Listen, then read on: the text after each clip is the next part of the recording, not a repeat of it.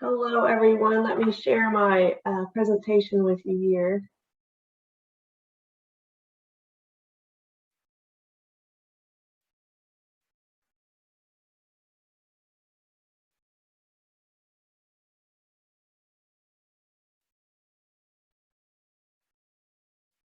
Okay, thank you for being here today and sharing in this moment with me. I appreciate and feel honored to present my dissertation to you over data-driven decision-making, rural public high school teachers' perceptions of data-driven instruction. Before I start, I wanted to acknowledge some really special individuals and organizations that supported me throughout this program and helped me get to this point.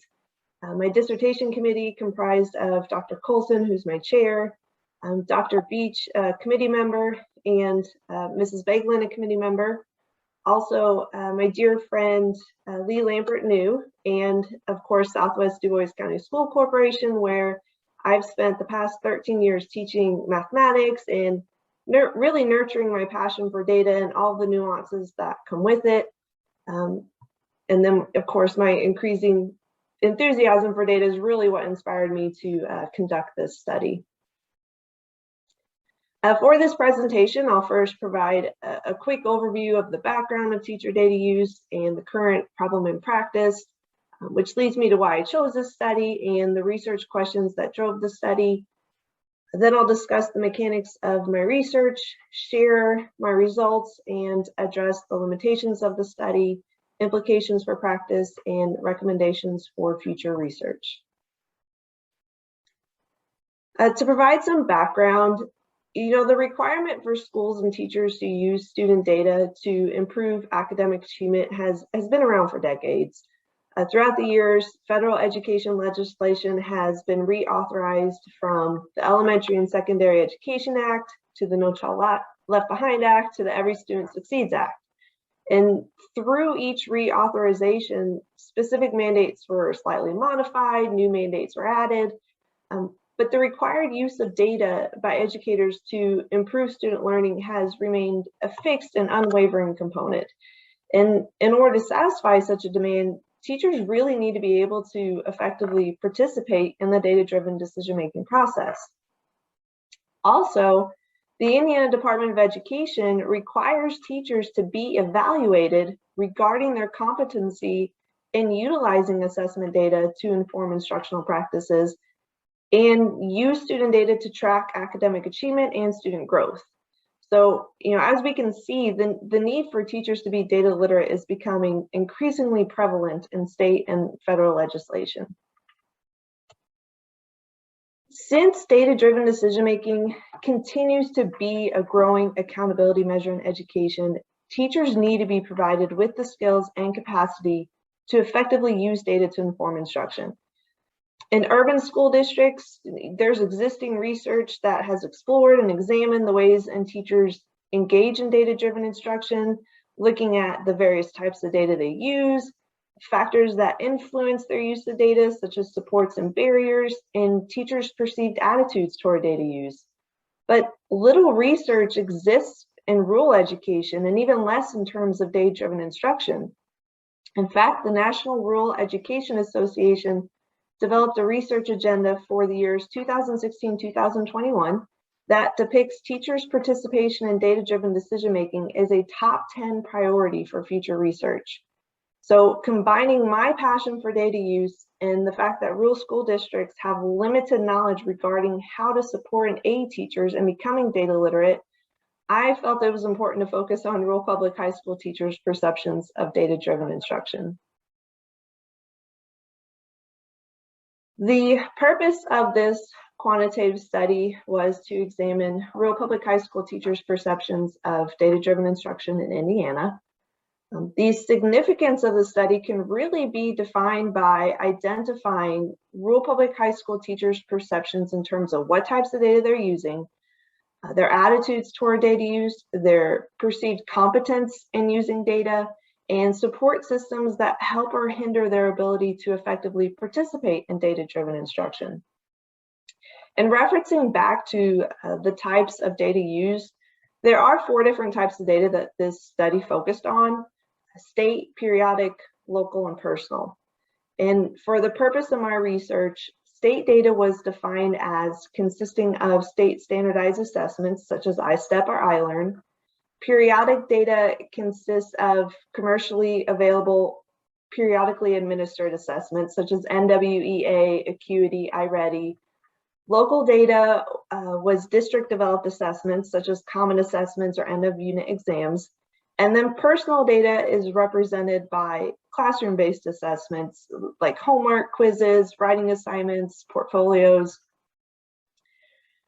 And on a final note of significance here, I really thought it would be interesting to analyze the relationship between teacher characteristics and teacher perceptions. For instance, does the age of a teacher predict their attitude toward data use? Does the specific subject taught predict what types of data a teacher is going to use? And the answers to those questions could be useful for developing a plan to build teachers' capacity to be data literate. And of course, they also will just simply satisfy my curiosity. Since there really is little to no research in rural education regarding data-driven decision-making, it's really important to build that foundation of knowledge regarding how teachers in rural public education perceive data-driven instruction, which is really the purpose of these 4 questions. So question 1, what types of data are teachers using? Question 2, what are their attitudes towards data use? Question 3, what are their perceptions regarding their data literacy skills? And then question 4, what are existing supports or barriers to using data to inform instruction? As I previously mentioned, I wanted to investigate how the differing demographics or teacher characteristics relate to certain teacher tendencies or perceptions in relation to data-driven instruction. So questions 5 through 8 focus on whether a participant demographic predicts the use of state, periodic, local, and personal data to inform instruction. And the last 2 questions, 9 and 10, were posed to determine if a relationship exists between participant demographics and teacher data use in regards to their attitude toward data and their perceived competence toward data use. The characteristics of my research resulted in a quantitative study with a correlational research design. The survey that I used collected strictly quantitative data. The collection had concurrent timings, so all the data was collected at once. And I investigated the relationship between multiple quantitative variables, as was discussed for research questions 5 through 10, which is really where that correlational research design came into play. With permission from the Institute of Education Sciences and the Regional Educational Laboratory Program, I used the teacher data use survey for this study, specifically the teacher version, as they've also developed an administrator version. The survey provided quantitative data for 5 different components. So how are teachers using student data, such as small group instruction, whole group instruction, individual instruction? What are the specific types of student data teachers use? It focused on perceptions of their attitude toward data use, their perceptions of competence toward data use, and then their perceptions of support systems that help or hinder their ability to use data.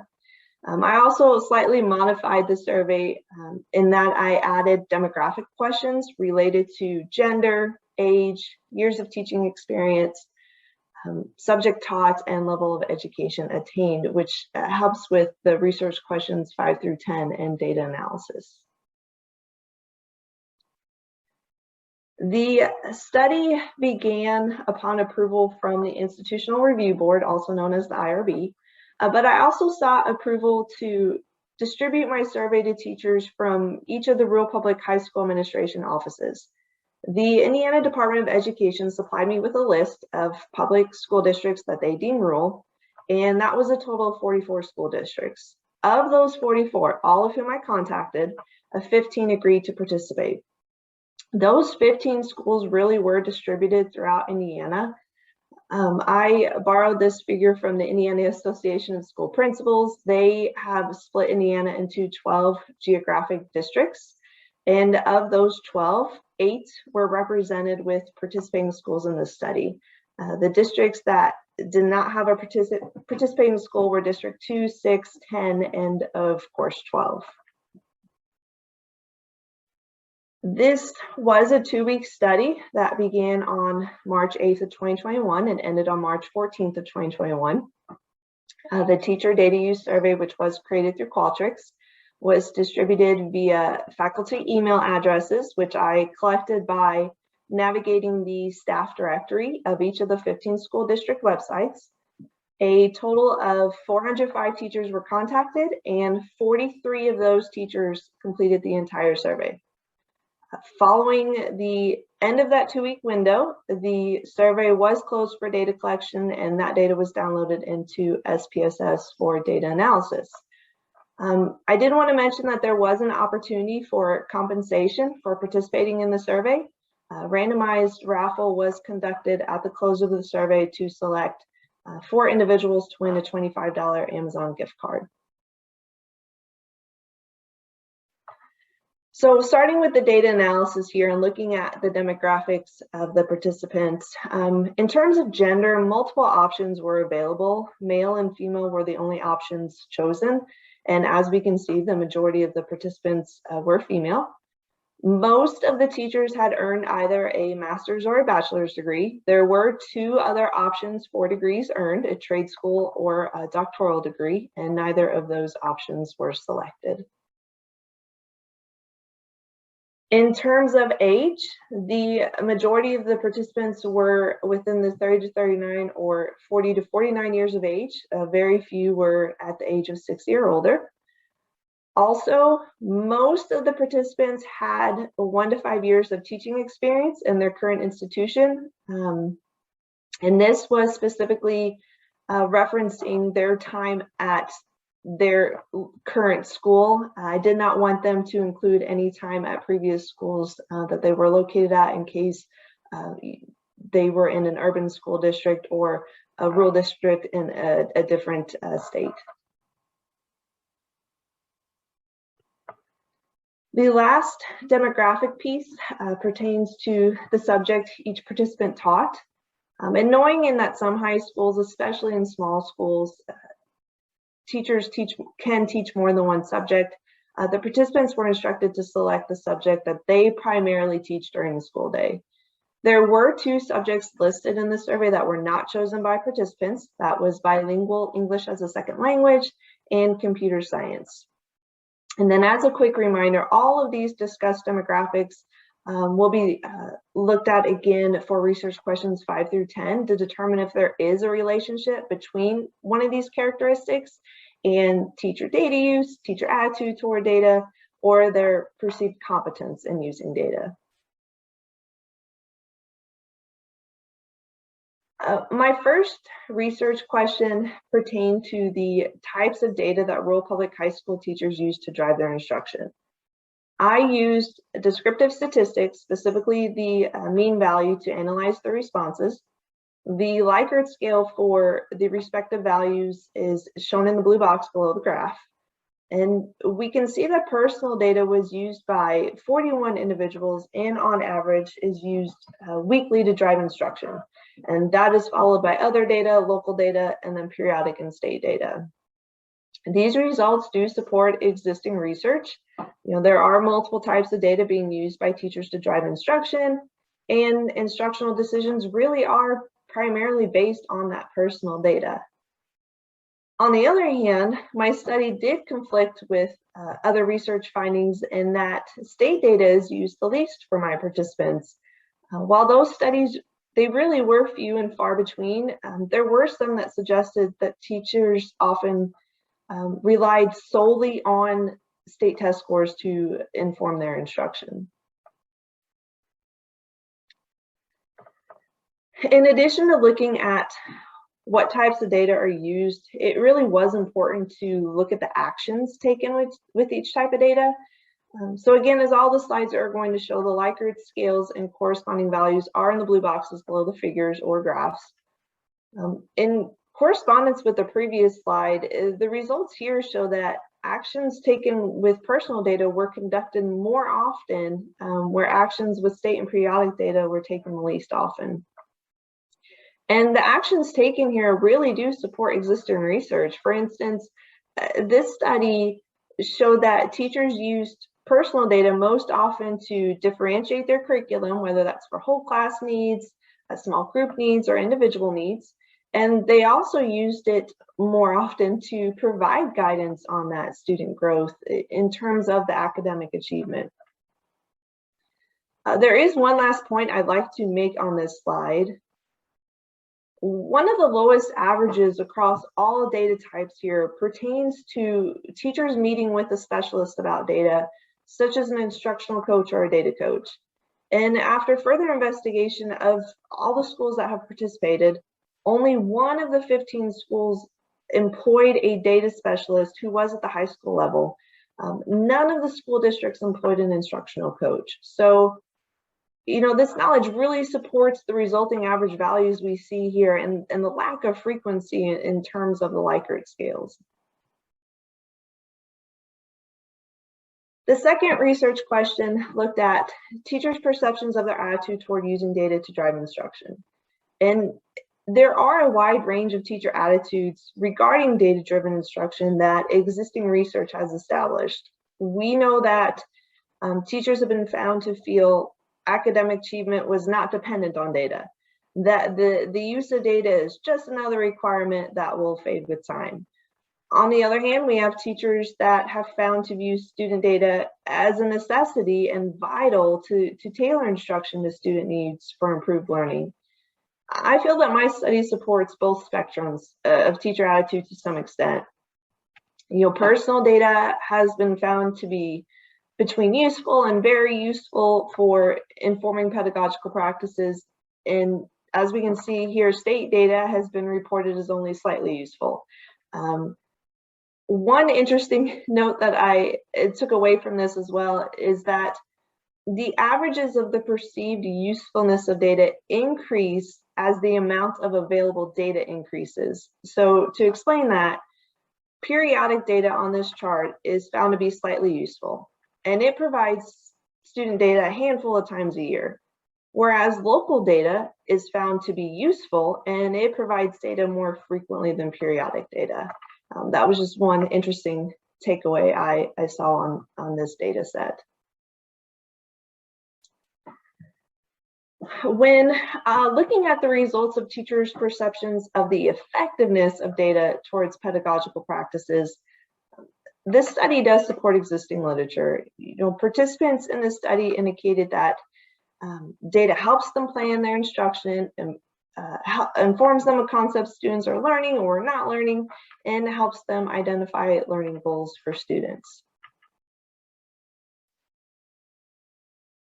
Research question 3 looked at teachers' perceptions of their competence in using data to drive instructions. The results do correlate to the findings of existing research, and overall, teachers reported a lack of perceived competence. Factors examined, as we can see here, are being able to use data to diagnose student learning needs, to modify instruction, to plan lessons, and to set student learning goals. And while the averages displayed would really round to a 3, which is represented by a 3 on the Likert scale, I believe these exact values suggest teachers are not wholly confident in their abilities regarding data use. And this lack of confidence can be attributed to the lack of supports in place by the school district, which has been found to have a negative effect on teacher perceived competence. And it is also what my research question 4 will address. So research question 4 examined teachers' perceptions regarding supports and barriers to using data to drive instruction. Existing research has found common factors that influence data-driven practices. The 5 are collaborative inquiry, professional development, external sources such as a data coach, administrative leadership, and technology. All of these factors were addressed within the survey and will be discussed individually, but before I address that, I really wanted to look at the availability of data, which is arguably the most important component of data-driven decision-making because we need data to effectively participate in the process. So beginning with state data here, 86% of participants indicated that state data was available. 54% of participants said that periodic data was available. 56% indicated local data was available. 95% indicated personal data was available, and 7% indicated other data was available. So overall, we do have data available to be used during the data-driven decision-making process. So one of the first components here, collaboration, has actually been found to be the most vital component for effective data-driven decision-making in current research. I found this data here very interesting, and the lack of participants in the study who actually take part in the collaborative inquiry process. Of the 43 participants, only 24 or 56% reported that they have scheduled meetings to work in collaborative teams.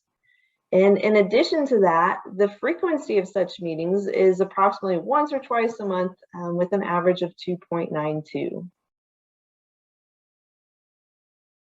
The remaining questions pertaining to collaboration were only answered by those 24 participants who actually participate in collaborative inquiry. The first of the two topics addressed is teachers' perceptions of collaborative team trust. In likeness to existing research, participants reported that, on average, they agreed that trust existed among members of their team. They felt that they could discuss their feelings and worries with their team, and that there really was a mutual respect among their colleagues.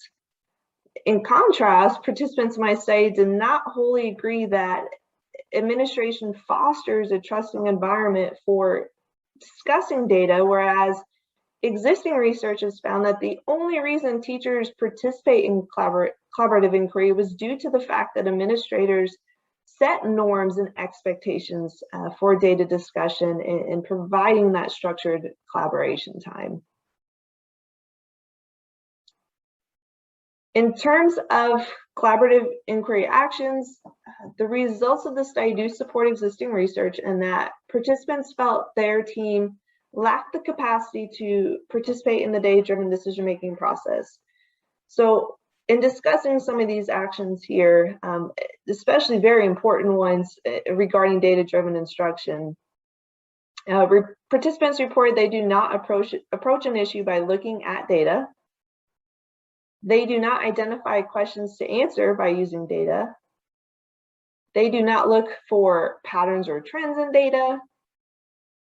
And they do not make links between instruction and student outcomes. So when looking at these averages of collaborative actions as a whole, they do support the notion that participants perceive collaborative inquiry as a barrier to data-driven instruction. In terms of school supports, results were comparable to existing research. Participants indicated they did not feel they are provided enough professional development about data use, and the professional development that they are provided is not useful for learning about data use. They also reported they didn't feel adequately supported in the effective use of data, nor did they have someone who could help them use data to inform their everyday instruction, such as a data coach. Overall, when we're looking at these provided averages, school supports is seemingly a barrier for participants of this study in terms of using data to drive instruction. When examining perceptions of administrator leadership in supporting teacher data use, we can see on average with that first statement that administrators do attempt to encourage teachers to use data. But the rest of the responses support existing research in that administrators do not participate in nor support the vital components for effective teacher data use. Participants reported their administrators do not ensure teachers have the training for data use, nor do they provide time for teachers to use data. Participants also felt that their administrators did not model effective data use, and they did not take that time to have those important discussions about data. So overall, administrator leadership is also a perceived barrier regarding using data to inform instruction. The final component addressed regarding perceived supports and barriers for using data to drive instruction's technology. In comparison to current literature, participants in the study also reported that they had lack of access to a large amount of data from the district data management system, and they're not able to examine various types of data at once or generate data reports. On the other hand, my study did find that participants felt that they had the technology to efficiently examine data and that they were fairly easy to use, whereas existing studies suggest that teachers lack the training to even be able to use those data management systems and navigate them for that data use. However, if we look at these averages overall, this component is also a perceived barrier to effectively using data to inform instruction. Research question 5, along with questions 6 through 10, were really driven by my curiosity, as well as the lack of research regarding whether teacher characteristics predict any facet of teacher participation in data-driven instruction.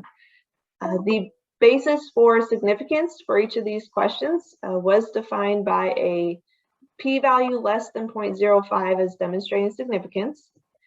For this question, to determine the extent teacher characteristics of rural public high school teachers predict state data is used to drive instruction, a stepwise multiple regression analysis was conducted.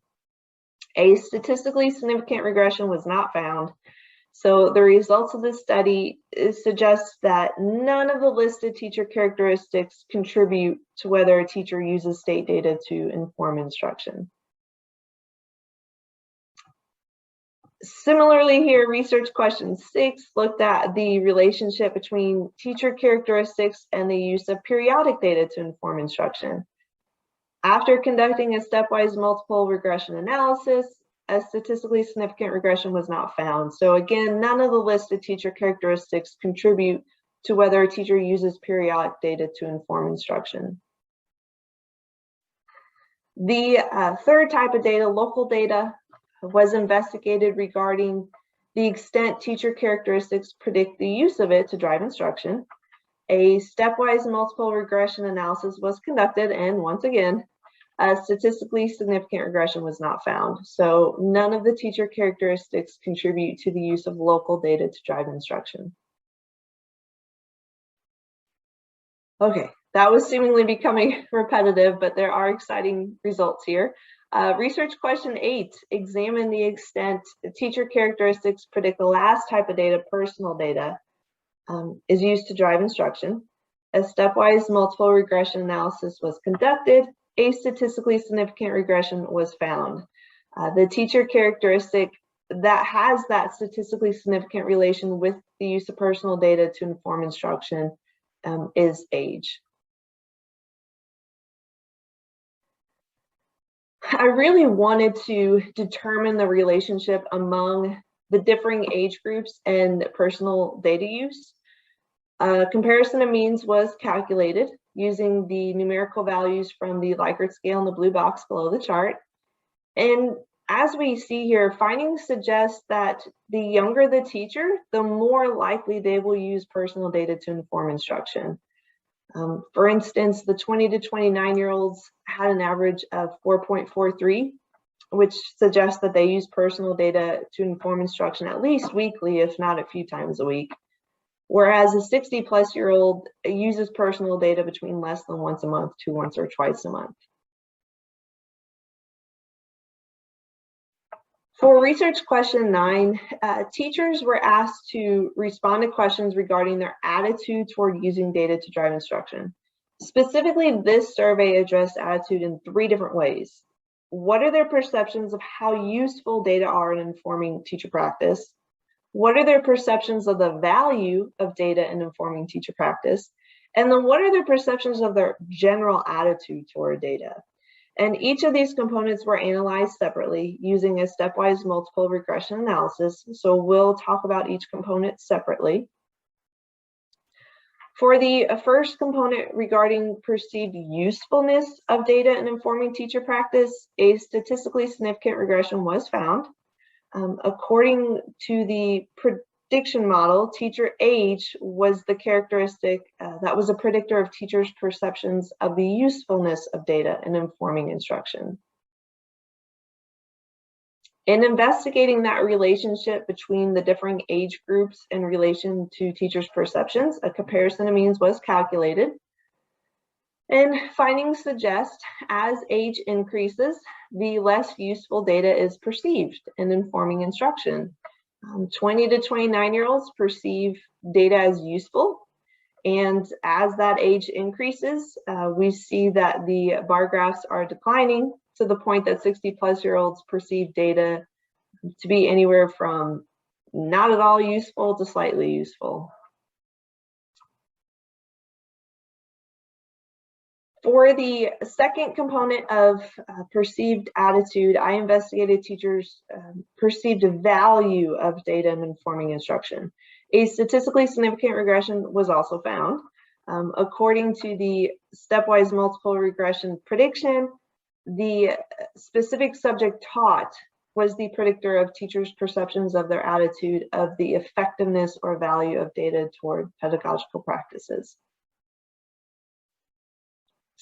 I once again conducted a comparison of means to really determine that relationship between subject taught and teachers' perceptions.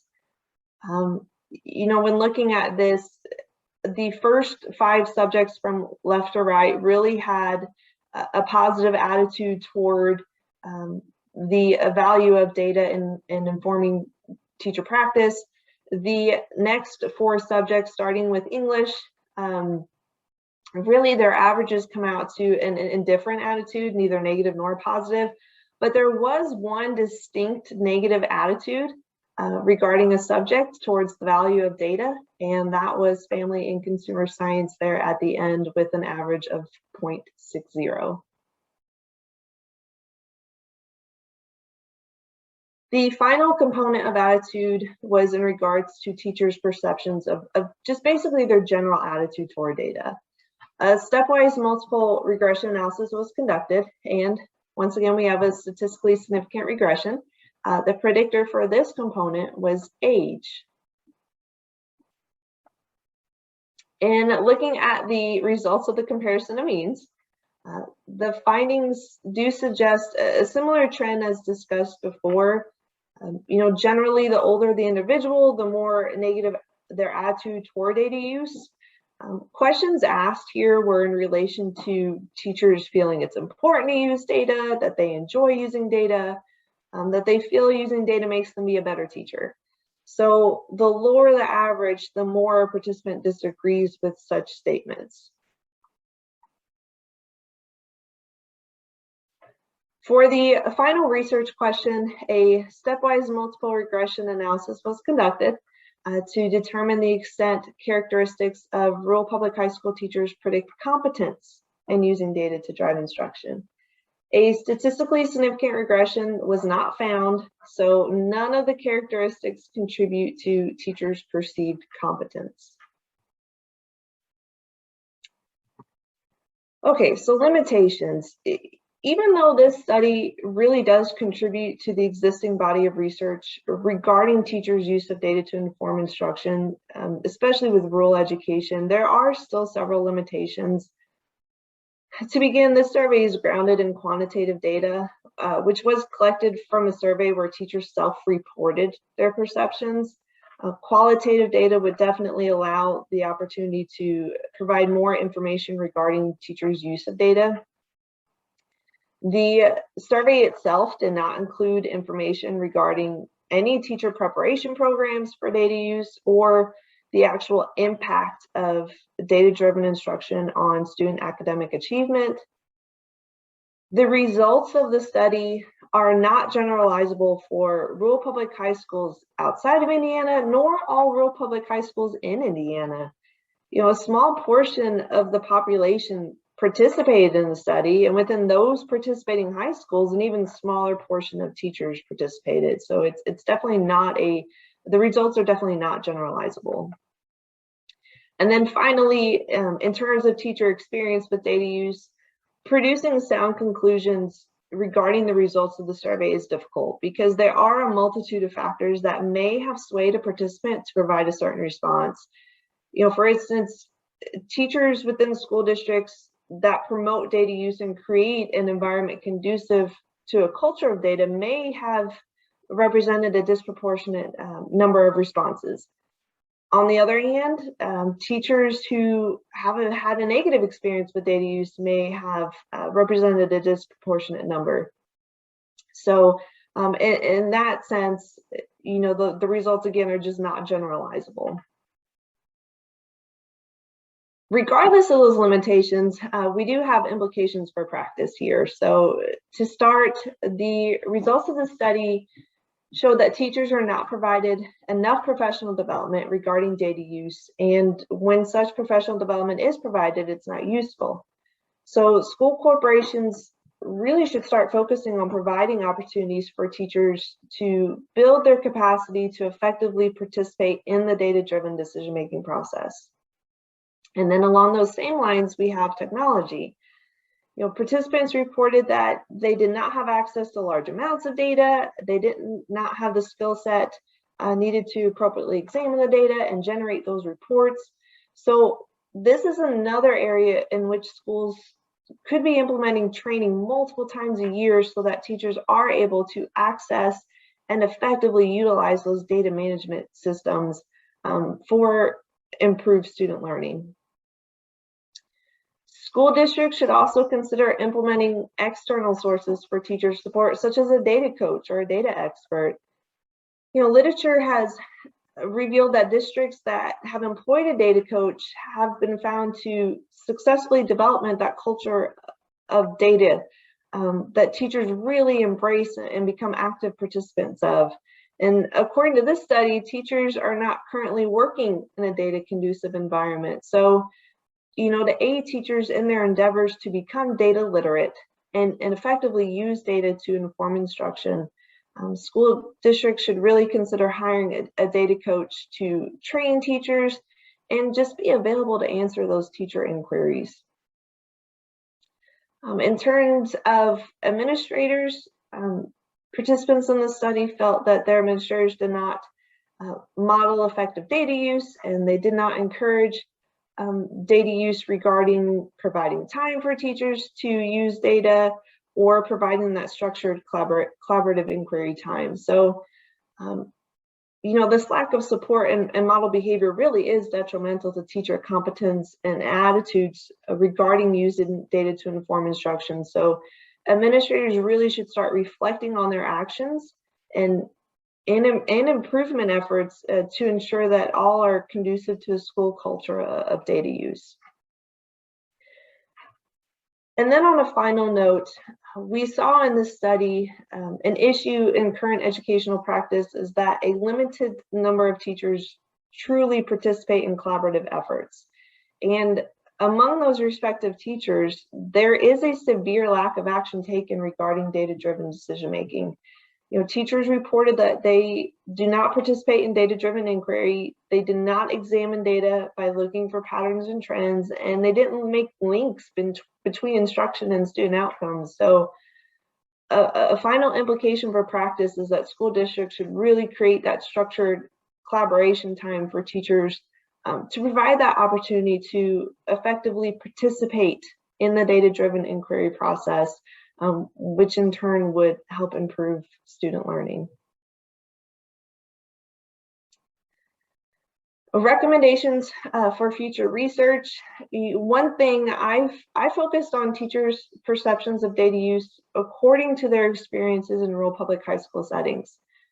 To truly understand teachers' capacity building efforts to be data literate, more research should be conducted regarding those teacher preparation programs.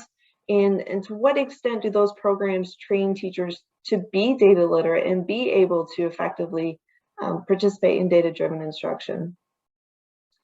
Also, this study did not account for the impact of teachers' participation in data-driven instruction on actual student academic achievement.